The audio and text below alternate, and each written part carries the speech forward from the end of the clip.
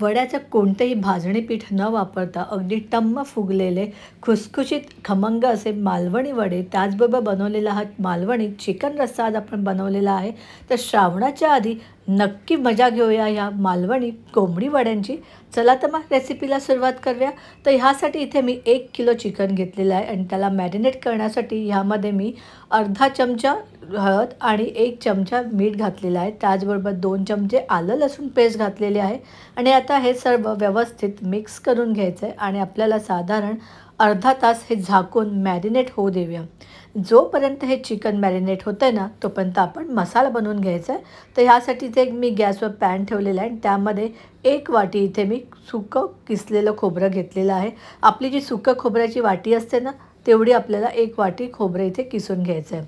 खोबरं जे आहे ना, ते अगदी छान खरपूस भाजून घ्यायचं. छान तांबूस रंग आला पाहिजे त्याला, एवढं आपल्याला ते खोबरं मीडियम फ्लेमवर भाजून घ्यायचं आहे. खोबरं छान खमंग झालेलं आहे. आता आपण काय करायचं, त्याच पॅनमध्ये घालूया 2 टीस्पून तेल. तेल छान गरम झालं की 2 मोठे कांदे चिरलेले ह्यामध्ये आपल्याला घालायचे आहेत. कांदा आता आपण चांगला भाजून घ्यायचा आहे. जोपर्यंत ना कांदा आपला भाजून होतो आहे, तोपर्यंत इथे मी लसूण सोलून ठेवली होती, आलंसुद्धा बारीक चिरून ठेवलं होतं. तर तुम्ही बघू शकता कांदा जो आहे ना, हलकासा गुलाबी रंगावर आलेला आहे, ट्रान्सपरंट झालेला आहे. आता या स्टेजला मी ह्याच्यामध्ये घालणार आहे 7 ते 8 लसणाच्या पाकळ्या आणि साधारण 1.5 ते 2 इंच आलं. चांगलं आता हे सुद्धा परतून घेऊया. कांदा आपल्याला ना अजिबात असा हलकासा गुलाबी ठेवायचा नाही, तो चांगला ब्राऊन रंगावर येईपर्यंत चांगला भाजून घ्यायचा आहे. तर कांदासुद्धा चांगला भाजून झालेला आहे. आता आपण हा सुद्धा एका वेगळ्या प्लेटमध्ये काढून घेऊया आणि आता आपण सुके मसाले भाजायला घेऊया. आता इथे मी 1.5 टेबलस्पून धणे घेतलेले आहेत, काळी मिरी 7 ते 8, लवंग 5 ते 6, 2 इंच आपल्याला दालचिनी यामध्ये घालायची आहे. तमालपत्र इथे 2 आपल्याला अशा प्रकारे बारीक करून घालायचे आहे. त्याचप्रमाणे 1 चक्री फूलसुद्धा यामध्ये मी घातलेलं आहे.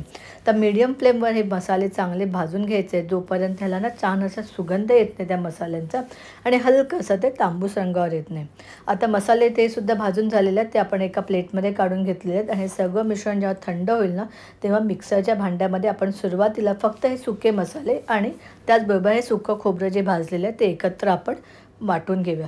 हे आपण एकत्र का वाटत नाही आहे, कारण आपण ज्यावेळेला सगळा मसाला एकत्र करतो ना, त्यावेळेला कधी-कधी हे जे सुके मसाले आहेत ना, ते व्यवस्थित खडे मसाले भाजले जात नाहीत. म्हणून मी सुरुवातीला ते चांगले बारीक करून घेतले आणि ते छान बारीक झाले, त्यामध्ये आपण हा भाजलेला कांदा आणि त्याचं जे मिश्रण आहे ना, ते आपण घालूया.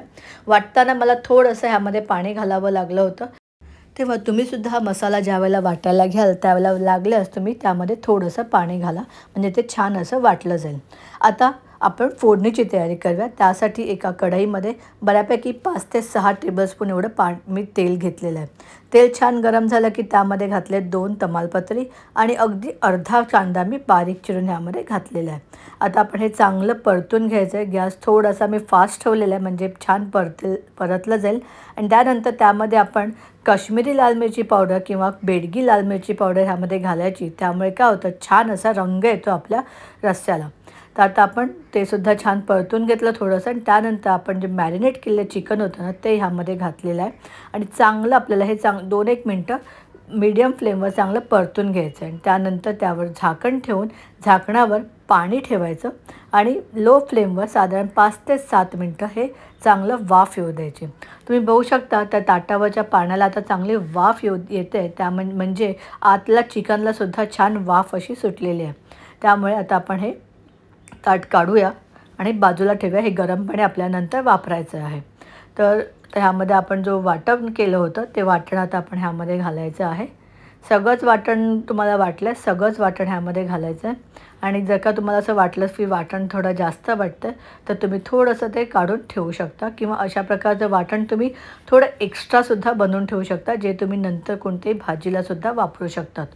आता ह्यामध्ये मी 2 चमचे अगदी भरून मालवणी मसाला घातलेला आहे.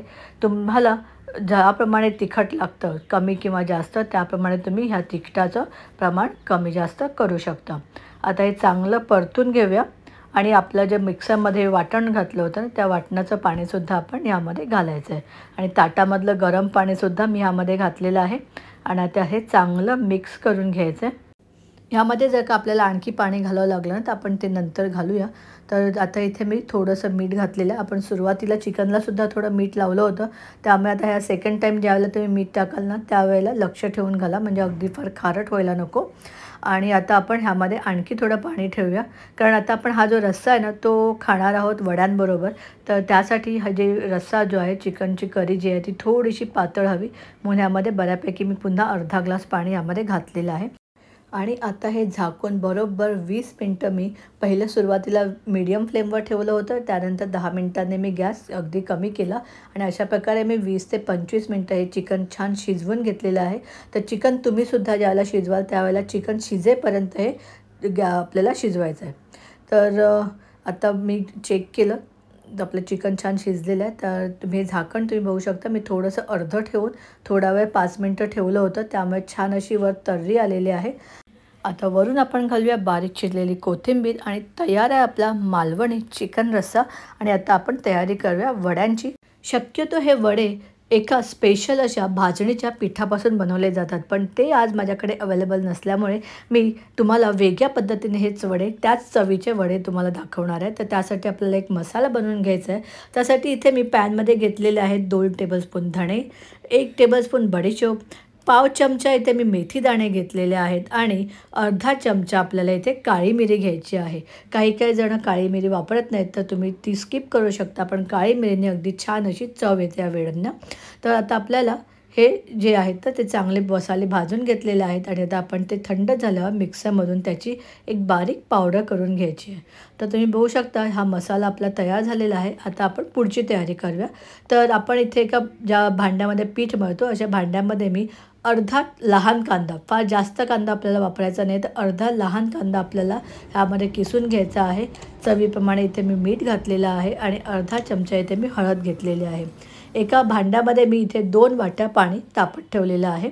आता परातीमधलं कांद्याचं जे मिश्रण आहे ते आपण व्यवस्थित मिक्स करून घेऊया आणि त्यामध्ये आपण जे पाणी तापलं होतं ना त्याच्यातलं अर्धं पाणी आता ह्यामध्ये घालायचं आहे. सर्व एकत्र चांगलं मिक्स करूया आणि आपण त्यामध्ये बाकीची पिठं घालूया. तर आता इथे मी सगळ्या पिठांना एकच वाटी वापरली आहे. तर इथे मी त्याच एकाच वाटीच्या मापाने घेतलेलं आहे 2 वाट्या तांदळाचं पीठ, अर्धी वाटी ज्वारीचं पीठ, अर्धी वाटी गव्हाचं पीठ आणि अर्धी वाटी बेसन. बेसन जे आपण रेग्युलर घरामध्ये वापरतो तेच. त्याचप्रमाणे इथे मी वापरलेला आहे अर्धी वाटीपेक्षा थोडा कमी बारीक रवा. बारीक रव्याने काय होतील, आपल्या जे वडे आहेत ना ते छान खुसखुशीत होतील. त्याचप्रमाणे आपण जो मसाला वाटला होता तोसुद्धा आपल्याला ह्यामध्ये घालायचा आहे. आणि आता आपण चांगलं हे मिक्स करून घेऊया. जोपर्यंत मी हे पीठ मिक्स करते तोपर्यंत तुम्ही मला कमेंट करून सांगा की तुम्ही हा व्हिडिओ देशाच्या किंवा महाराष्ट्राच्या कोणत्या भागातून पाहत आहात. मला हे जाणून घ्यायला फारच जास्त आनंद होईल. आणि आता आपण ते सगळं व्यवस्थित साहित्य मिक्स केलं आणि आपलं जे बाकीचं पाणी होतं ना 1 वाटी, ते आता आपण ह्याच्यामध्ये घातलेलं आहे. गरम पाणी आहे त्यामुळे हलकं हलकं आपल्याला हे हाताला गरम लागेल, तर थोडं थोडं असं ते मिक्स करत आपल्याला चांगलं मळून घ्यायचं आहे. सुरुवातीला आपण 2 वाट्या पाणी वापरलं होतं, पण मला अजून हे पीठ फार घट्ट वाटतं आहे, तर मी काय करणार आहे ह्यामध्ये अजून थोडंसं पाणीचा हात लावणार आणि चांगलं मळून घेणार. तर तुम्ही बघू शकता मी 2 वाट्या त्यावर थोडंसं साधारण 4 ते 5 चमचे वरून पाणी घातलं आणि हे पीठ मळून घेतलं. तुम्ही जेव्हा पीठ मळाल तेव्हा लक्षात ठेवा हे फार घट्ट नको, फार पातळी नको, तसं मीडियमसर असं सरसरीत पीठ आपल्याला मळायचं आहे, जसं आपण भाकरीला मळतो, जेणेकरून आपल्याला वडे छान थापता येतील. आता मीठ मळून झाल्यानंतर मी झाकून ते अर्धा तास चांगलं रेस्ट व्हायला दिलं होतं, म्हणजे ज्याच्यामध्ये आपण जो रवा घातला आहे ना तो चांगला फुलेल. आणि आता अर्ध्या तासाने ते चांगलं पुन्हा एकदा मळून घ्यायचं आणि आपल्याला ज्या आकाराचे, जेवढ्या आकाराचे आपल्याला वडे हवेत ना त्याचे आपल्याला गोळे करून घ्यायचे आहेत. तर एकीकडे ना मी तेलही तापत ठेवलं होतं. एक पाटावर मी काय केलं आहे, प्लास्टिक घेतलं आहे, त्याऐवजी तुम्ही केळीचं पानसुद्धा घेऊ शकता.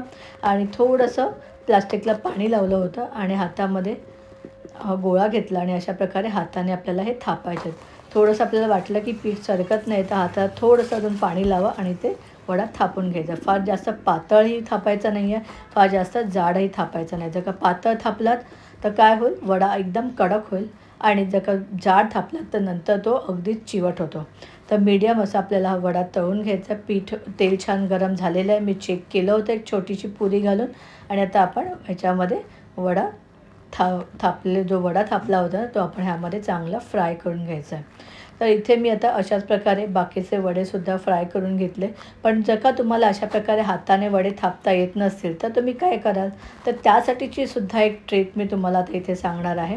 तर ह्यासाठी इथे मी काय केलं आहे, इथे प्लास्टिकवर एक गोळा घेतला, त्याच्यानंतर प्लास्टिक त्यावर अशा प्रकारे पुन्हा दुमडून ठेवलं आणि एक छोटीशी प्लेट घेतली आणि त्या प्लेटनी आपण हे अशा प्रकारे चांगलं दाबून घ्यायचं, प्रेस करायचं, म्हणजे आपली छान अशी पुरी होते. आणि पुन्हा हे ओपन केलं प्लास्टिक तर बघू शकता अगदी छान गोल असा आपला हा वडा थापून तयार आहे. आणि आता पुन्हा हा सुद्धा छान फ्राय करून घ्यायचा. तर ही सुद्धा एक झटपट अशी ट्रिक आहे, तुम्ही ह्याच्याने सुद्धा वडे बनवू शकता. आता सगळे वडे तळून झालेले आहेत, चिकनचा रस्सासुद्धा तयार झालेला आहे. आता आपण फक्त खायचं काम करायचं. एकदम टेस्टी, झणझणीत आणि मसालेदार असा चिकनचा रस्सा आणि त्याचबरोबर खमंग आणि खुसखुशीत आणि टेस्टी असे हे मालवणी कोंबडी वडे आपले तर तयार झालेले आहेत. तर तुम्हीसुद्धा अशाच प्रकारे कोंबडी वडे ह्या श्रावणाच्या आधी बनवूनच पहा आणि आवडल्यास मला लाईक करा, कमेंट करा, शेअर करा आणि अशाच छान छान रेसिपीजसाठी रितिका सावंत किचनला फेसबुकवर फॉलो करा, इंस्टावर फॉलो करा आणि यूट्यूबवर सबस्क्राईब करा. Bye bye.